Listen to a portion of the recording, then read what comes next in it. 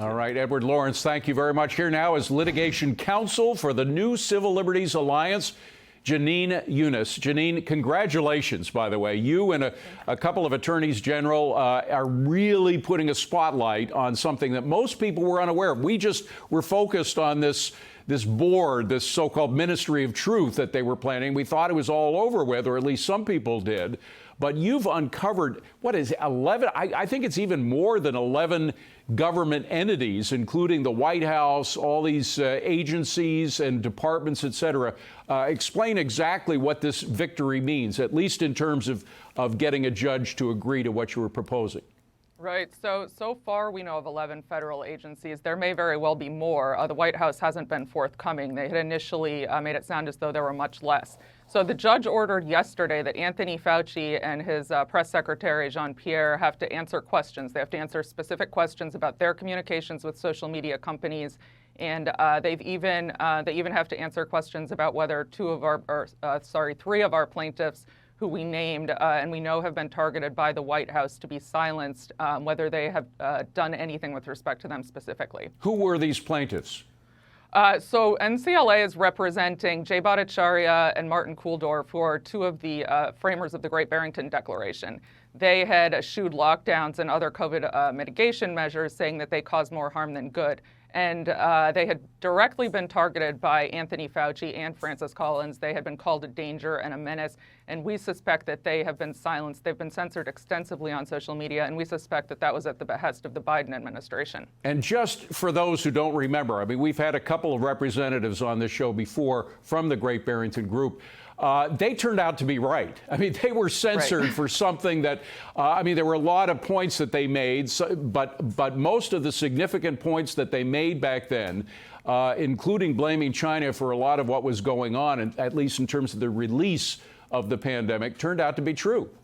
That's right, and that's what's so shocking when you really read these emails. A lot of what's, the White House and the CDC are saying is misinformation and people need to be silenced about is questioning whether children should get the vaccine, questioning the origins of the virus, maybe whether it came from a lab, questioning whether masks are effective. This is all core political speech, protected speech. This is why we have a First Amendment, so that people can debate these things. And I don't think we've ever in United States history had a federal government who made a concerted effort like this to silence dissent from scientists, the most qualified people in the field to discuss these issues, and to only allow certain government scientists to have a point of view that's heard by the public on this subject. Well, frankly, the last time we heard of a major country doing something like this was the Soviet Union. The Soviet Union used science as a political tool in order to push its communist policies. And of course, many of those, if not all of them, were totally wrong. They didn't work in practice, and they ended up killing people, killing millions of Soviet citizens. So, I mean, the point is, this is not something we want here. Have you heard anything from Dr. Fauci or Ms. Jean-Pierre?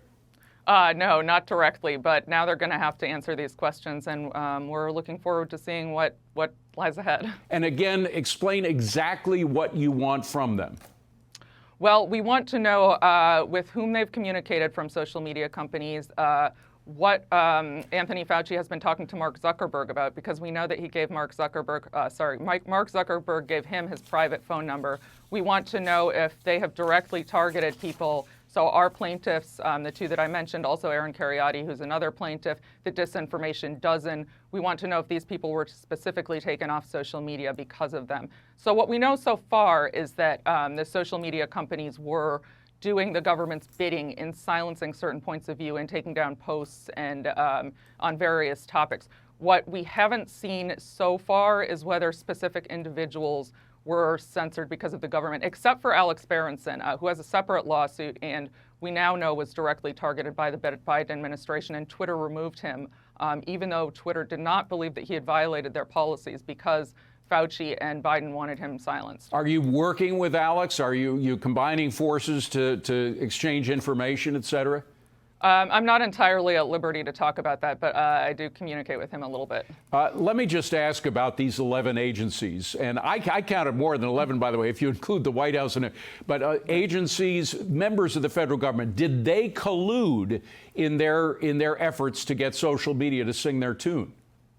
Did they collude with each other? Did they collude with each other, these various agencies? I mean, was there kind of a central information hub that got them all together and divided their forces in particular ways?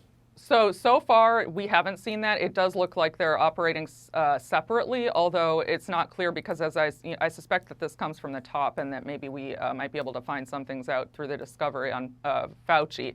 But so far, it looks like they're separate. But I think one really important note is that, well, it looks like collusion between the companies and the government. It's really the government coercing these companies. I mean, the government, Biden himself, his press secretary, Surgeon General Vivek Murthy, Alejandro Mayorkas, they made public statements threatening social media companies if they didn't do more to censor. And we've seen emails now where you have Jen Easterly from DHS saying we have to get these companies to overcome their hesitation to work with the government. We see them using terms like mercifully. We had answers for the White House about why Alex Berenson wasn't kicked off Twitter. So what we're really seeing is that they're under enormous pressure to do this so that they don't suffer repercussions, and that's a clear First Amendment violation. Now, Janine, the pernicious, there's so many pernicious aspects to all this. That's why we have a First Amendment, and that's why any violation of it should be fought tooth and nail, and which is why I'm so glad you're doing this. We're trying our best in the media to do it, but you're really making progress here. But the most pernicious aspect is how it spreads. It may start with a public health emergency, and they use that as a cover for why it's necessary to do this. And then it spreads to issues like climate change and then economic issues. And eventually it gets so that they're directing the entire social and economic values that we have in this country. Do you see signs of that? Are there interactions on issues like, for example, Hunter's laptop? And I mean, did they use the same channels in order to contact social media? Absolutely. So actually, I went through, thousands of pages of these documents, and what you have is sort of towards the beginning, they're asking Facebook to take down posts about how the vaccines have a microchip or the vaccines cause cancer, which we don't have evidence of at this time. Maybe that makes some sense that we don't necessarily want that out there, but then it's creeping into questions about whether masks work, questions about whether the children should be forced to get the vaccine. And so this is sort of, again, why we have a First Amendment, why we don't want the government drawing the lines as to, what's protected speech and what's not. And they even have jokes taken down. There are some Anthony Fauci parody accounts that the White House demands be taken down, and the social media companies are doing that. And once again, it reminds you of what happened during the Stalin era in the Soviet Union, where they didn't allow joking about the great leader. Very quickly, Janine, we're way over time, but do you think we're going to win? Do you think the First Amendment will beat these attempts at government control? I do think so. This is, I think, the sort of quintessential First Amendment case of the contemporary era with social media, and we have to win this. Janine Eunice, congratulations and excellent work. Keep it going. Thank you. We appreciate it. Thank you so much. Well,